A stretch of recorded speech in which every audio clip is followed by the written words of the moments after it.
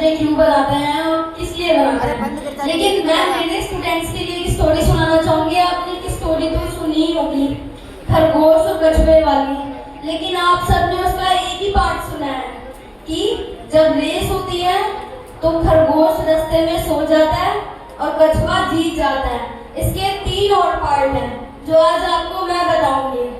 पहले पार्ट में क्या होता है कि खरगोश और कछुए के बीच में रेस लगती है, तो खरगोश को खुद पे घमंड होता है और वो रेस जब लगाता है कछुआ धीरे धीरे चलता है और खरगोश जल्दी जाके फिनिशिंग लाइन के पास एक पेड़ के पास सो जाता है और उसकी गहरी नींद लग जाती है और कछुआ अपनी धीमी गति से जाके जीत जाता है। और थोड़ी देर बाद जब खरगोश को पता लगता है कि वो हार गया है, उसके बाद वो दोबारा चुनौती देता है। इस बार खरगोश सोता नहीं है और जीत जाता है।